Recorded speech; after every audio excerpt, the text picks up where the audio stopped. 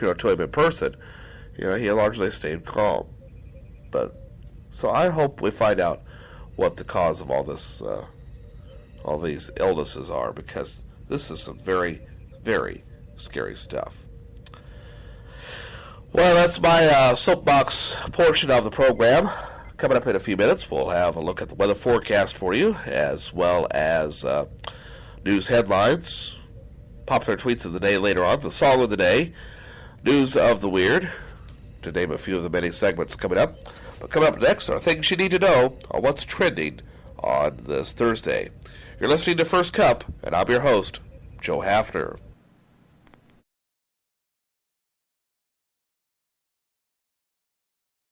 Norm, how come you and Vera never had any kids? I can't, Coach. Gee, I'm sorry, Norm. I look at Vera. I just can't.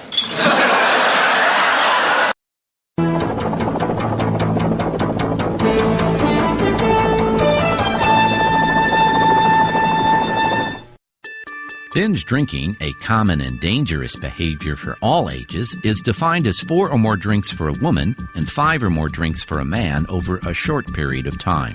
This risky pattern of drinking contributes to over half of the 79,000 deaths due to alcohol each year and a range of health and social problems, including unintended pregnancy, sexually transmitted diseases, interpersonal violence, and death through car crashes. Most binge drinkers are adults who drink too much from time to time and are not alcohol dependent or alcoholics. Effective strategies to create an environment that discourages binge drinking include increasing alcohol taxes, reducing the number of places where people can purchase alcohol, and reducing the days and hours when alcohol is sold. Binge drinking is a clear health threat for the drinker and for society.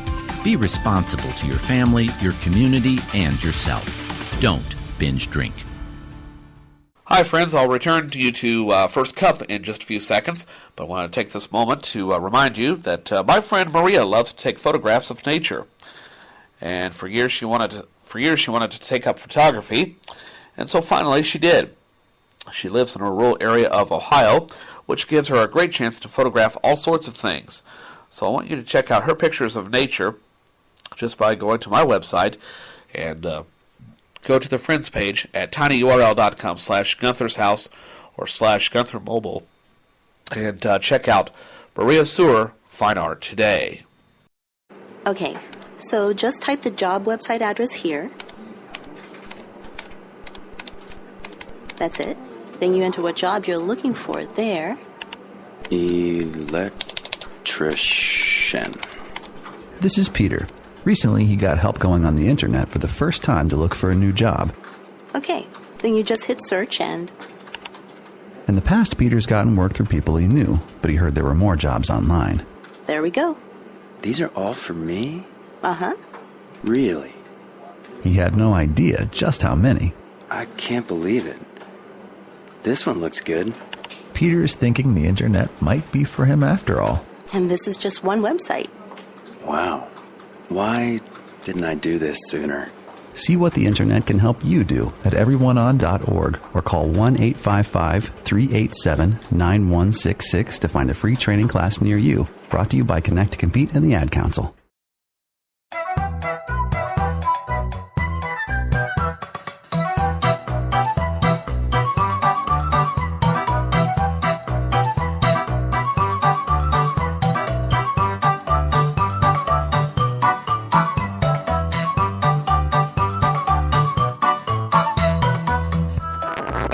Welcome back to Studio 4 on this Thursday edition of First Cup. Yours truly, Joe Haffner here. Voice slowly waking up along with the rest of me. Right now, though, let's find out what's trending on this Thursday as we roll the music. Here's my number, so call me maybe. What the fuck, say? Pop, pop, pop, pop, pop, pop, pop. Pop, pop, pop, pop, pop, pop. Pop, pop, pop, pop, pop, pop. Why did I get your mass text? I'm in your contacts. Why did I get your And mass today is United Nations Day. It's also National Bologna Day. Louisiana State Fair continues from now through Sunday, November 3rd in Baton Rouge, Louisiana. And the Georgia State Fair runs from now through Sunday, November 3rd in Hampton, Georgia. Yeah, things you need to know, FedEx predicts a busy Cyber Monday this year. This year, Cyber Monday is projected to be the biggest shopping day in history for online retailers.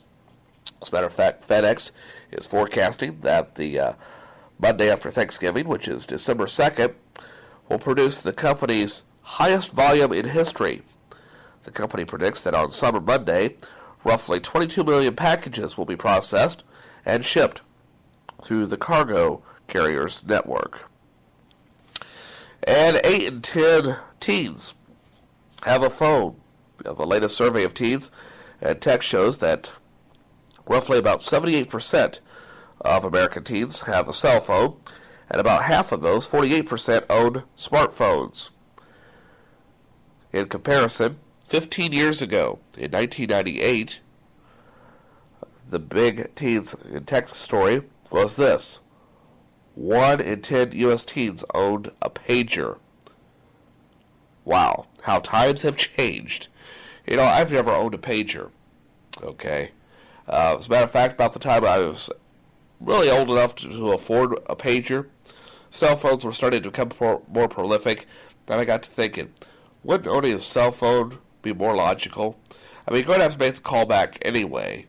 So why not have them leave a number? Because back then, cell phones with caller ID were still more of a novelty item. Now we just take them for granted. But how technology has changed in just the last 15 years. It'll be interesting to see where cell phones go in the next 15 years. Finally, in the wacky but true files, woman totals a police car.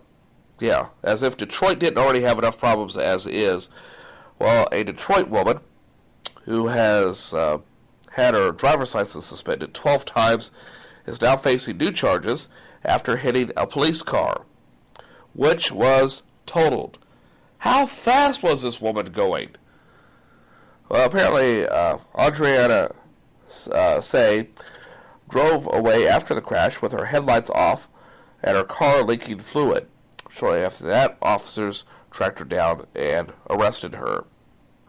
And those are things you need to know on this Thursday. Now, let's take a look at news headlines. Hello, Americans. This is Paul Harvey. Stand by for news.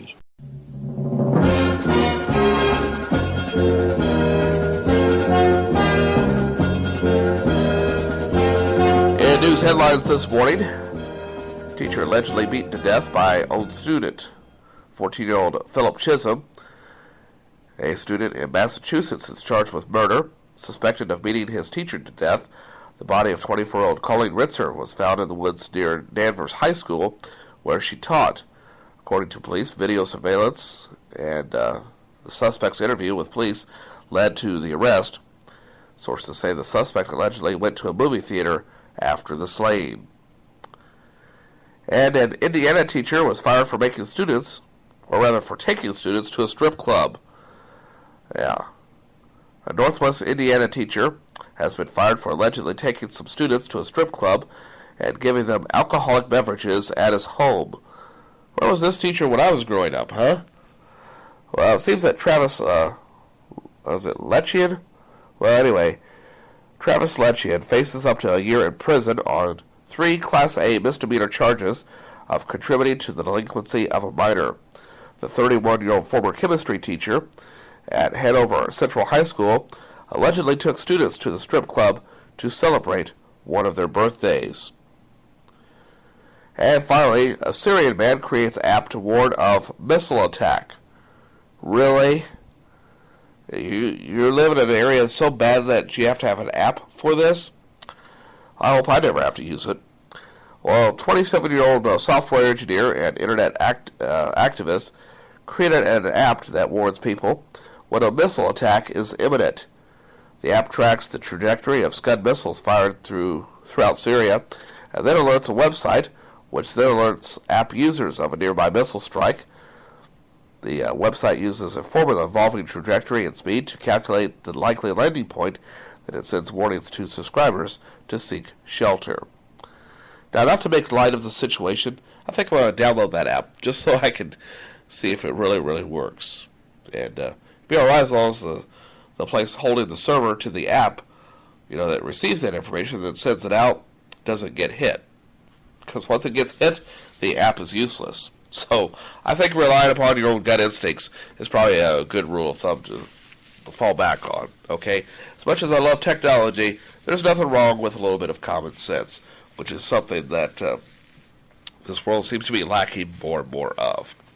Well, let's take a look at that nationwide weather forecast, shall we? Serious rainfall happening with these storms. Like we're talking, just say like we're talking.